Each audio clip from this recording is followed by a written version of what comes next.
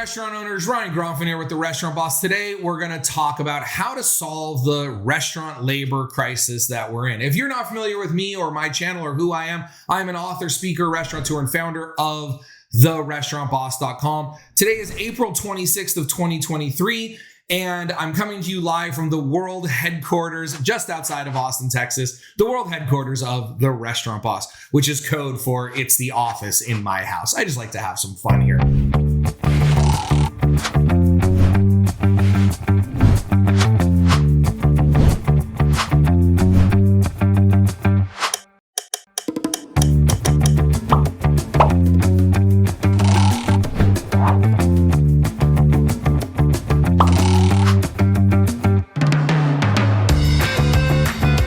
The point that I want to bring to you today, or the training I want to deliver for you today, is about how to solve the labor crisis. That we are still in this labor crisis. We've been talking about it for years. COVID accelerated it, but it has existed for probably the last 10 years. It has been plaguing the restaurant industry. It's been the number one reason clients call me and complain. It's been the number one thing that we work on with clients. But we're not going to solve it thinking traditionally. So today, I'm going to kind of explain to you a little more in depth as to where the challenge has arisen from. And I think that's going to help you understand sort of the two methods that I want to present to you for how we are going to solve this going forward. So the first thing I want to do is kind of present to you the challenge that we're facing. We all know labor costs are going up and there's less people who want to work in the industry. I am going to talk a little bit about why that is here. But first thing I want to do is let you know that a couple of weeks ago, I put out a video kind of addressing cost of goods sold and how the cost of goods sold crisis is affecting the restaurant industry, right? Your purchasing prices, the prices you're paying for raw goods, right? Inflation, prices are going up like crazy. The labor is causing the manufacturers' prices to go up, which they're passing on to you. And then you have to do some things, and one of those is raise your price. So I put out a great video about that. We'll put the link somewhere in this video and in the description if you want to go back and watch that right now and then come back to this. But let's focus on restaurant labor right now. So for the eternity of restaurants, the entirety of the restaurant industry, going back thousands of years until today, or until a couple of years ago, really, we have always had a large amount of workers willing to work in the restaurant industry. Or I shouldn't even say willing, needing to work in the restaurant industry. We had a large supply because these were undereducated team members, maybe not documented team members. They were just people in society that really their only good option was to work in the restaurant industry. It allowed for a little bit of flexibility. It allowed them to maybe work two jobs. It allowed them to work if they weren't English as a primary language, or just again, kind of undereducated, didn't have really high skills, high education, high social skills so they could work in the kitchen, or you can make a lot of money as a server. So we had this large group of people. Well, that doesn't exist anymore. I mean, it still does in small segments, but there are a lot of options for that segment of the population that didn't exist 5 or 10 years ago that do exist now. We have a lot more like gig jobs, DoorDash, Uber, not only driving, but delivering. But then we also have a lot of Amazon jobs and warehouse jobs and boxing jobs and delivery stuff. So there's options which have allowed people to get better hours, not have to work holidays and nights and weekends as much, get better pay, work for bigger companies with benefits potentially, or like in the gig economy, to set their hours. Hey, if they got something doing on a Friday night and they can't work, that's fine. They could make it up by working Friday morning and Saturday morning. So it offers a lot of flexibility. On the other end of the spectrum, we're also losing that apprenticeship mentality. You know, I fell under that apprenticeship mentality. I went to culinary school and then I got jobs at 5-star hotels where I was dramatically underpaid, but I wanted a career in the restaurant business and I wanted to work for the best and I wanted to learn from the best. So I was willing to do graveyard shifts. I was willing to work nights, weekends, holidays for minimum wage. I was willing to work off the clock. I would work for an hour or two, clock in for my 8 hours, then stay late for an hour or two,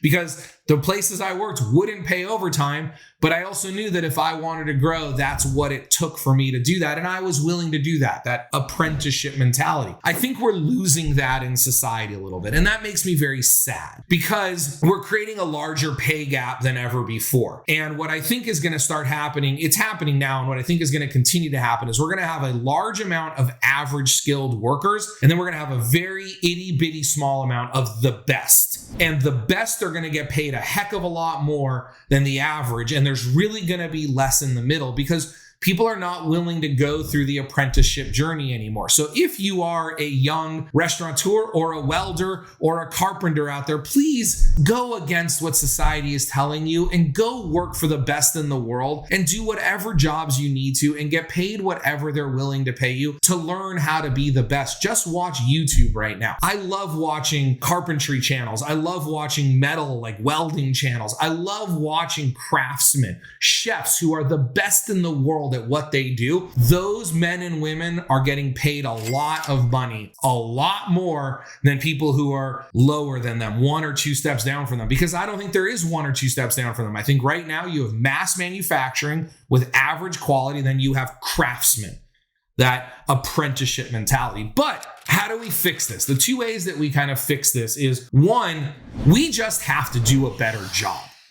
We have to do a better job as an industry of creating a reason for people to work for us. We can sit here and say that it's pay, and pay is part of it, but in order for us to pay our team members more, we have to be better operators. We have to mind our margins more. We have to have more focused menus where we can have less labor running around in our kitchens, so the labor that we do have, we can pay more money. I'm going to talk number 2 about automation and stuff like that, but still staying on this, we have to do a better job. We have to do a better job of allowing for flexibility. We have to do a better job of bonusing. We have to do a better job of bringing people into the success of our business rather than just paying a base boring wage and expecting them to work their tails off and their butts off and work weekends and holidays without getting any time off to be with their family or their friends. I know you're going to sit there and say, well, if you had the right people, you would pay them more. And I understand that, but the right people are not coming to the restaurant industry right now because the industry as a whole is really sucking at doing this. There are outliers and there are brands that are doing a great job. And I'll be honest with you, the brands that are doing that, I work with some of them because this is what I teach. This is what I have believed in forever. It's why I'm in the restaurant industry. Coaching it is because when I was coming up, while I had that apprenticeship mentality, I was also abused. I was also treated poorly. I was yelled at. I was made to feel this big. I was dramatically underpaid and I was nervous to go to work. And I ended up leaving the industry well before I had matured in my career because it was just a bad place to work. We have to improve the industry as a whole. The second thing we have to do is we have to change our business models. What I mean by that is, 1, don't be afraid of change. The restaurants that your parents ate at 50 years ago are very different than the restaurants that you're eating at today. I always say, when was the last time you took your best guy or gal and put on a suit and tie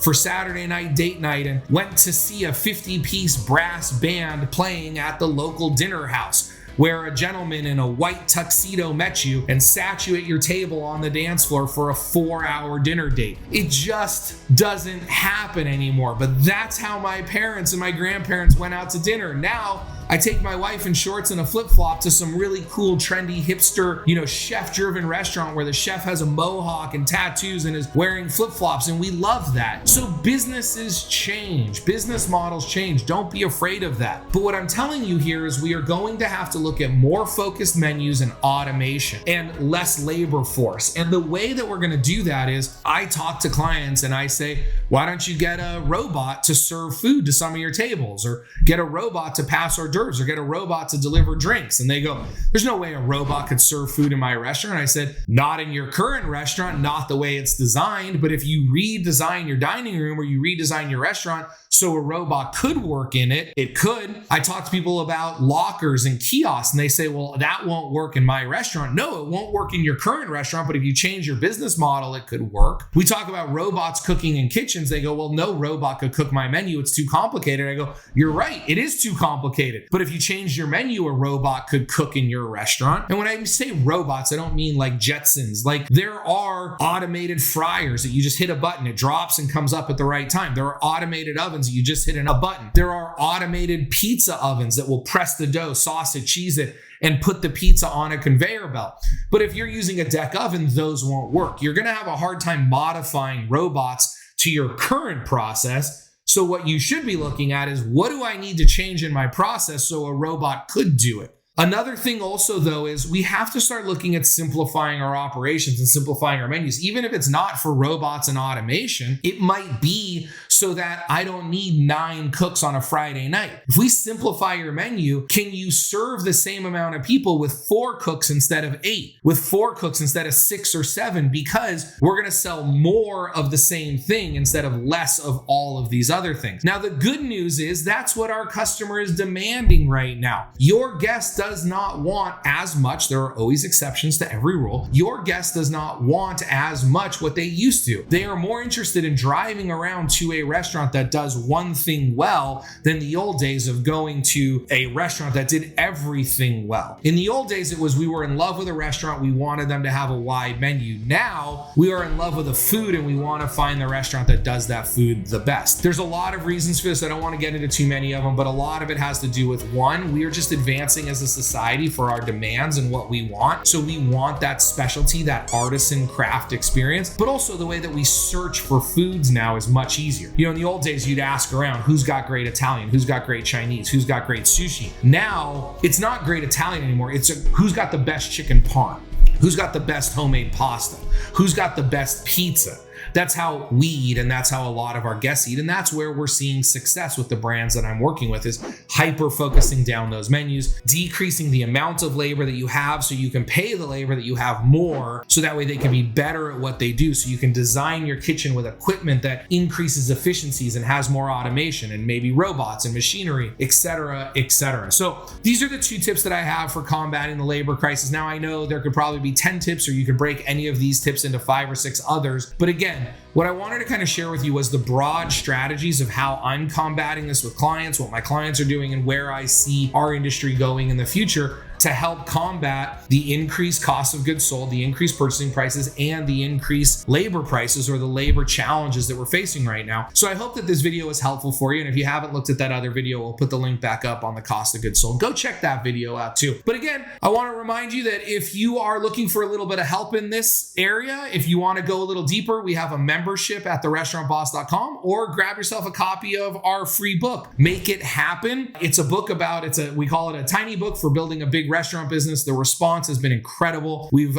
sent out thousands of copies of it since we published it last year, and we just continue to get great feedback on that book. And it's been such an amazing tool for people to learn a little bit more about what I teach and my style. And maybe after reading that book, you'll decide you want to join our membership, or you want to go through some of our courses, or maybe you want to work one-on-one with me so we could help grow your restaurant from 0 to 16 units in 5 years, like one of the brands that I work with, or from 2 to 5, like some of the other brands, or from 1 to 5, like a lot of the brands that I work with, or, you know, like a couple of people that we've had some videos out who've just gone from stress, struggle, and overwhelm, from literally not knowing if they could even keep going in their restaurant and maybe trying to just walk away from it and get a job, to 3 or 4 months later, having doubled their sales and getting their freedom back and getting their power back and getting their life back, and now opening up maybe their second restaurant, but going from a year or 2 ago to wanting to close their restaurant to opening up a second restaurant now, just because of some changes we've made to their processes, their systems, their procedures, their menu, their marketing, etc. And that's something that I can help you with if you're interested. But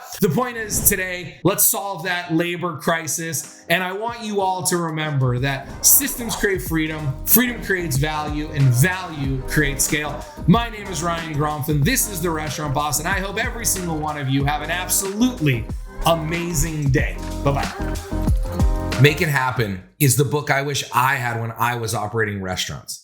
Inside are the lessons that took me 10 years to learn and 10 more years of teaching to perfect. I've condensed the most important lessons into this tiny book for building a big restaurant business.